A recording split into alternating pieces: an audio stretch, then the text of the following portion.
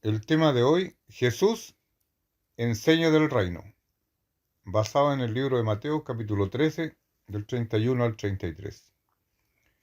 Estimados hermanos en Cristo, amigos, vecinos y familia, que escuchan la palabra de Dios, reciban muchas bendiciones del Altísimo en este nuevo año, esperando que reine la paz y el amor en vuestros corazones. Las parábolas que forman parte de las enseñanzas del estudio bíblico de hoy describen el reino de los cielos.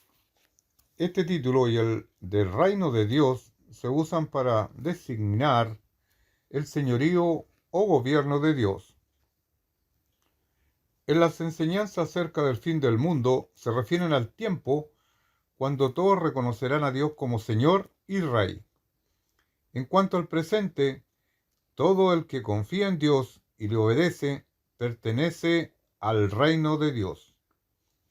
Entrar al reino de Dios quiere decir conocer personalmente a Cristo por la fe y recibir la vida eterna, la salvación. Jesús enseña que el reino de Dios tiene la capacidad de crecer y desarrollarse. El reino de los cielos es semejante al grano de mostaza. Jesús pregonaba que el reino de los cielos se había acercado. Tal vez uno de sus oyentes escéptico respondió que no se veía.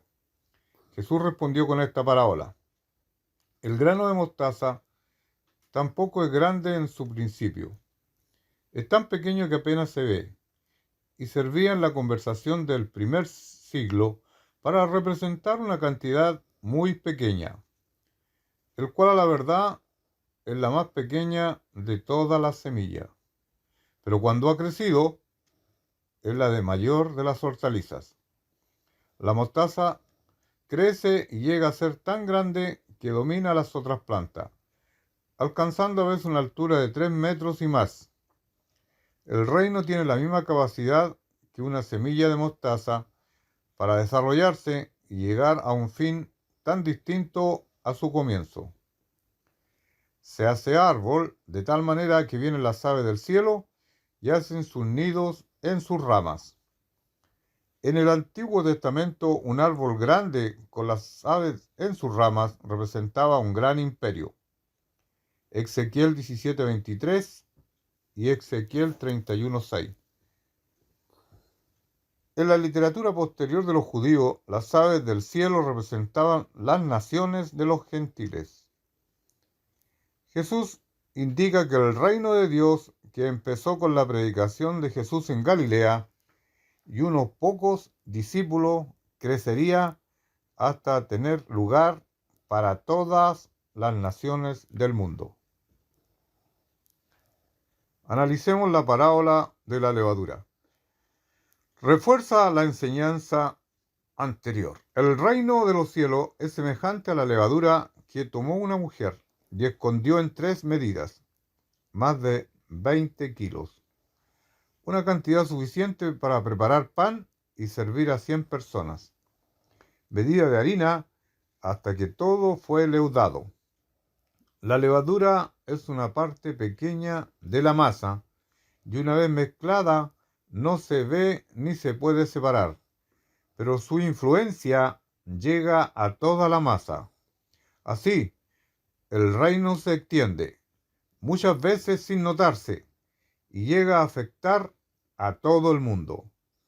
No fue visible a todos el crecimiento del reino en el ministerio de Jesús, y hoy también hay lugares donde no vemos mucho crecimiento del reino.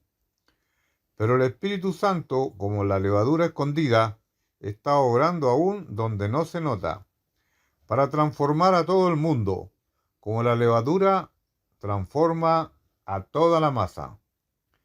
Estas dos parábolas ilustran la extensión del reino de Dios por la evangelización del mundo, pero también hay un crecimiento del reino dentro de la persona que entra al reino. Una vez que el reino y los preceptos de Jesús son aceptados en la vida, crecen en su influencia hasta dominarla en todo. El reino tiene la capacidad para crecer, y su fin en el mundo o en la vida de uno está en contraste radical con su comienzo pequeño. Jesús enseña que el reino produce gozo a quienes entran en él. Mateo capítulo 13, 44. El reino de los cielos es semejante a un tesoro escondido en un campo. Una de las maneras más seguras de guardar un tesoro de oro o de moneda era enterrarlo. Si el dueño moría sin recogerlo o indicar su ubicación del tesoro, quedaba escondido. Por eso encontrar un tesoro escondido era un sueño común, el cual un hombre, tal vez un jornalero, que ara la tierra, halla el tesoro y lo esconde de nuevo. El tesoro descubierto pertenece por ley al dueño del terreno. Es probable que los que oían a Jesús no consideraban injusto que el descubridor disfrutara de su hallazgo.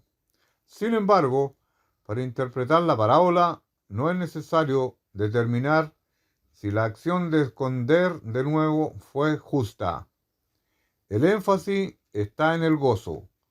Gozoso por ello, ve y vende todo lo que tiene y compra aquel campo.